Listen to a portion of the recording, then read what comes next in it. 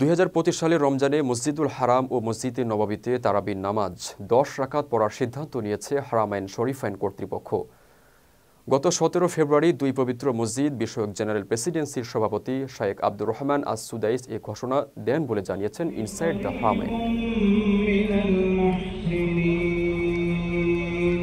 এদিকে করোনা মহামারী শেষ হওয়ার পরও সৌদি কর্তৃপক্ষের এই সিদ্ধান্তে বরাবরই অসন্তোষ রয়েছে এশিয়ার অন্যতম ইসলামী শিক্ষা কেন্দ্র ভারতের দারুল উলুম দেওবন্দের। এর আগে রমজানেও ক্ষুব্ধ প্রতিক্রিয়া দেখিয়েছে দেওবন্দ সহ মুসলিম বিশ্বের বিভিন্ন ইসলামী শিক্ষা কেন্দ্র। তবে সৌদি সরকার নিজেদের সিদ্ধান্তে অটল থাকে। এই রমজানেও মক্কা মদিনার পবিত্র দুই মসজিদে 10 রাকাত তারাবি পড়ানোর সিদ্ধান্ত চূড়ান্ত। দারুল উলুম দেওবন্দ গেল বছরে এক বিবৃতিতে হারামাইনে 10 রাকাত তারাবির সিদ্ধান্তে তীব্র নিন্দা প্রকাশ করে। বিবৃতিতে প্রতিষ্ঠানটির সিনিয়র শিক্ষক মাওলানা আব্দুল খালেক মাদ্রাজি বলেন, বিশ্ব করোনা মহামারীর সংকট থেকে বেরিয়ে এসেছে।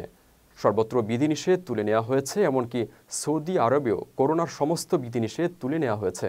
তাই সৌদি সরকারের অবিলম্বে মক্কা ও মদিনায় আগের মতো 20 রাকাত তারাবি নামাজের জামাত চালু করা উচিত। রেমিটেন্স যোদ্ধাদের ঢাকায় বিশেষ ছাড়ে রেডি ফ্ল্যাট দিচ্ছে শতভাগ বিশ্বস্ত ও নির্ভরযোগ্য প্রতিষ্ঠান প্রবাসীর সিটি।